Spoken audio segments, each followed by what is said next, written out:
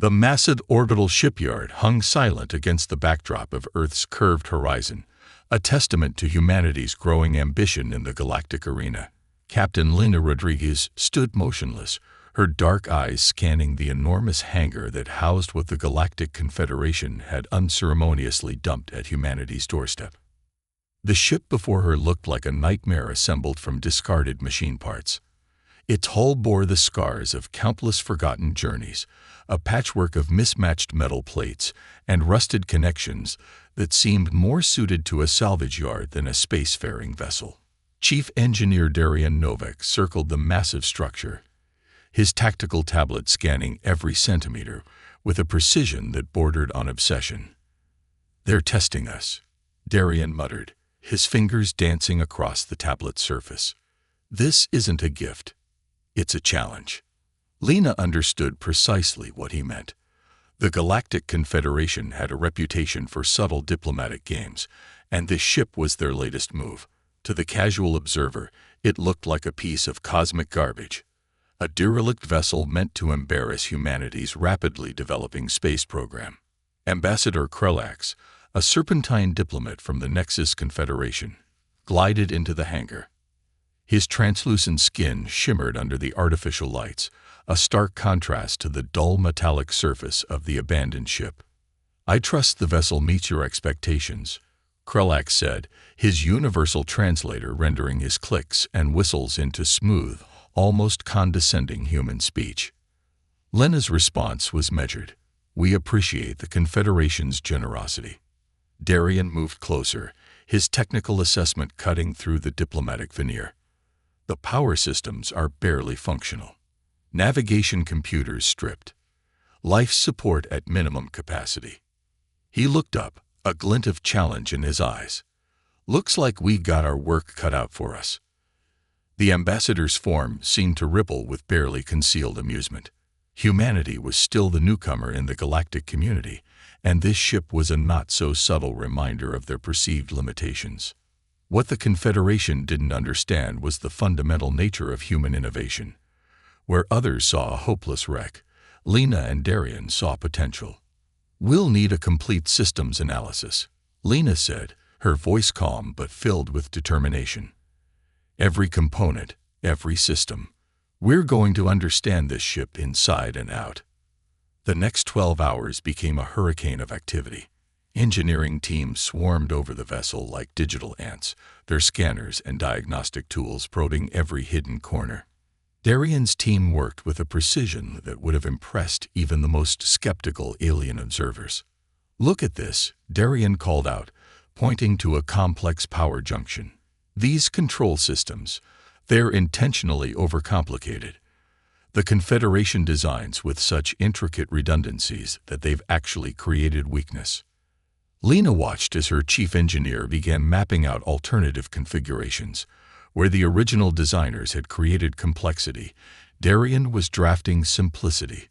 Robust, reliable, distinctly human. By the end of the first day, what had started as a diplomatic insult was transforming. The ship's skeleton remained the same, but its potential was beginning to emerge. Modular cargo systems could be reconfigured in hours instead of weeks. Sensor arrays that looked damaged were actually carefully disguised adaptive networks. Ambassador Krelax returned, floating on his anti-gravity belt, expecting to find humanity struggling with their gift. Instead, he found something else entirely. Lina greeted him with a smile that didn't quite reach her eyes. "We're making progress," she said simply. The ambassador's form flickered. Was that uncertainty? Humanity had been given junk. But junk, in the right hands, could become something extraordinary. The real work was just beginning. The shipyard's research wing hummed with an electric intensity that defied the conventional expectations of space engineering. Darian Novak stood before a holographic projection of the ship's internal systems, his fingers tracing intricate pathways that most would have overlooked as mere structural debris. "It's not about replacing," he explained to his team of young engineers. "It's about understanding." Dr. Elena Reyes, the team's quantum systems specialist, leaned in closer, Her augmented reality interface flickered with complex computational models. These power junctions, she pointed out, they're not broken. They're deliberately constrained. The ship had become more than a project. It was a puzzle waiting to be solved, a challenge that pushed the boundaries of human technological interpretation. Where the Galactic Confederation saw obsolescence, the team saw opportunity. Darian's primary focus was the ship's power core. The original alien design was a labyrinth of over-engineered systems, each component so specialized that it created inherent weaknesses. Human engineering philosophy was different: simplicity, adaptability, redundancy. "We'll rebuild the control systems from scratch," Darian announced. "But we'll keep the original framework.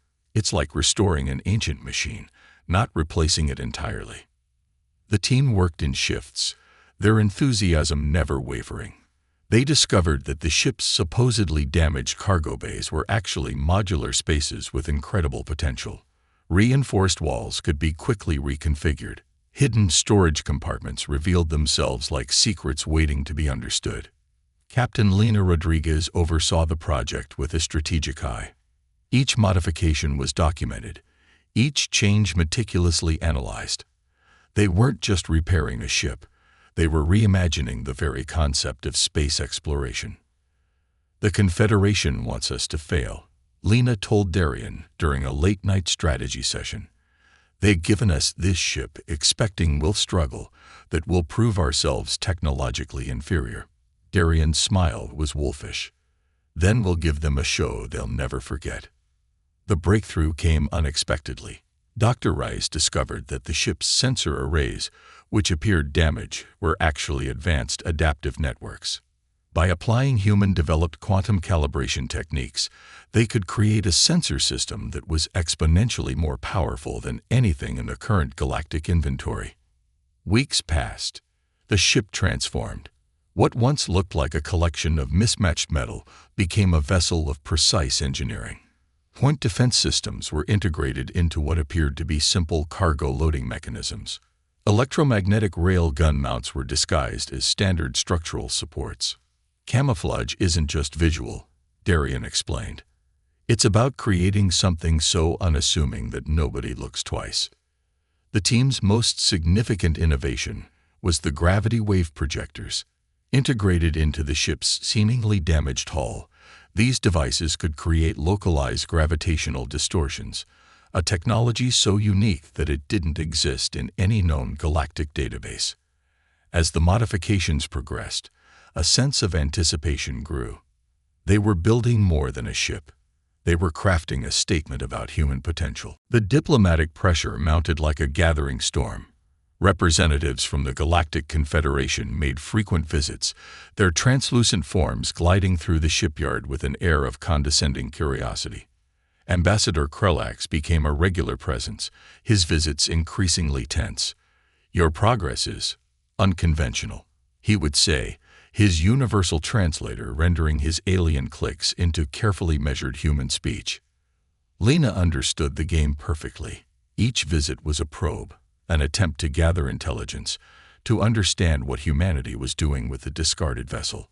She met each inspection with calculated neutrality, providing exactly the information required, and nothing more.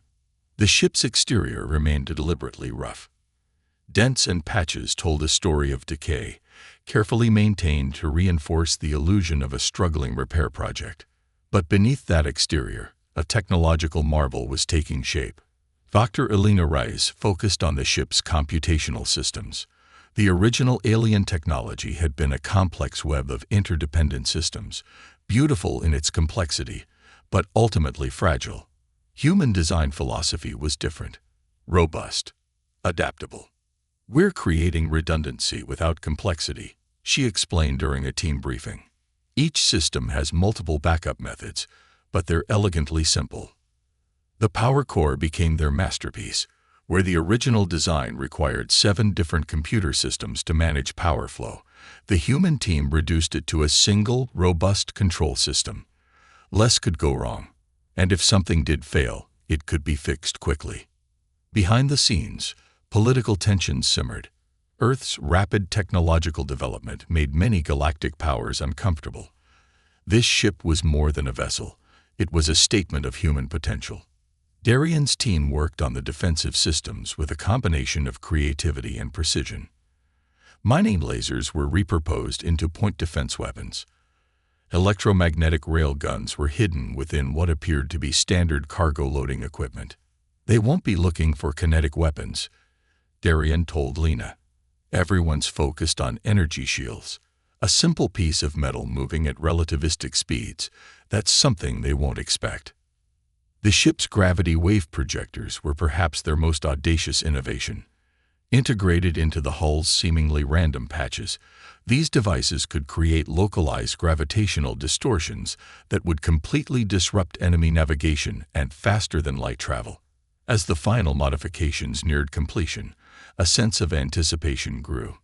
The team knew they were creating something unprecedented, a vessel that looked like junk, but could become the most advanced ship in the galaxy. Ambassador Krulax made his final pre-deployment inspection, his form rippling with barely concealed skepticism. "Your modifications seem minimal," he observed, scanning the ship's exterior. Lena's smile didn't reach her eyes. "We're working with what we have," she responded diplomatically. What the ambassador didn't see was the revolution brewing beneath the ship's scared exterior. Humanity was about to show the galaxy exactly what they were capable of. The moment of truth arrived with unexpected suddenness. What was supposed to be a routine patrol along the outer trade routes quickly transformed into something else entirely. Lieutenant Aria Kimura, the ship's sensor specialist, was the first to detect the anomaly. Multiple vessels dropping out of faster-than-light travel, she called out, her voice steady despite the sudden tension on the bridge. Captain Lena Rodriguez leaned forward, her eyes scanning the tactical display. 7 ships, all matching known pirate configuration signatures that had been terrorizing the trade routes for months. "They think we're an easy target," Darian muttered from his engineering station, a hint of anticipation in his voice. The pirate communication crackled through the ship's systems. "Attention vessel. Power down your engines and prepare to be boarded. Resistance will be met with immediate destruction." Lena's response was calm. "Hold all systems. Let them think we're exactly what we appear to be." The ship's exterior still bore the marks of its original derelict state. To any external sensors, it looked like a barely functional cargo hauler, weak, vulnerable, an easy mark. The first energy weapons fired, their bright streams hitting the ship's hull. But instead of causing damage, the shots dissipated harmlessly. The hull's adaptive energy dispersal layers, carefully integrated into what looked like random patchwork, absorbed and neutralized the attack.